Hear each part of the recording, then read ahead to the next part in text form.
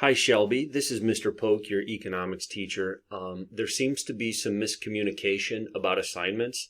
I think the best way to alleviate this in the future is for you to attend class.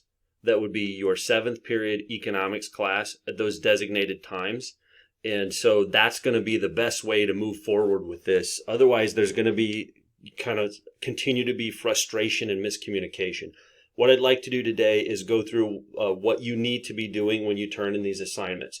So the first thing you're going to want to do is open up a new tab in Google, click the Google Apps tab, and you're going to want to scroll down to Canvas, and you're going to want to click on Canvas. And then you're going to log in with your school ID, your school Google account. And this is my dashboard. Yours will look a little different, but we're in 7th period economics. So on your dashboard, you would click on that. And I'm going to switch over to student view. So it's going to look like what it'll look like for you. And here's where those assignments need to be shown and provided evidence of. So you've been working in Standard 1. So if you click on Standard 1, there are two options under Standard 1.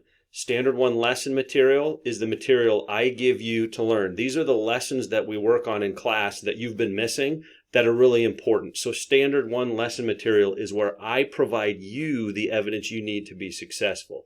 Standard 1 evidence is where you provide me the evidence of certain levels of understanding. So if I click on this, for example, you've asked me about certain assignments, for example, 1.1. Or Standard 1, Section 1, beginning level evidence. That's right here. If you click on it, that's an assignment within Canvas. And so that's where you should be accessing that assignment. You had asked me about that, and that's where that assignment is located.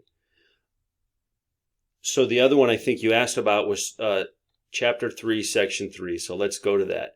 And the part I think maybe you've been missing or maybe misunderstanding is what is your responsibility once you complete those at 75% or better. And if you scroll to the bottom, I've got the key link to the assignment. And once you've completed that at 75% or better, when you are finished, submit a screen capture of your result in Canvas. And that's where you would go to Start Assignment. And then you would submit the screen capture. That's my evidence that you've completed that lesson at that level. And so I think maybe you've been missing the connection that all of this is done through Canvas. And I'm glad that you've got those assignments done. And as soon as you submit the screen capture evidence of those assignments, I would be happy to update the gradebook. Just a couple other things really quickly while I've got Canvas open here. If you go to course information, everything is laid out here. You can access the syllabus, the textbook, issues of virtual classroom. This one's important because it shows you the schedule. You should be joining on Tuesdays and Fridays, 7th period from 2:05 to 2:45. You should be joining our class. And a lot of these miscommunications could have been cleared up by consistently joining the class. So please consider doing that in the future.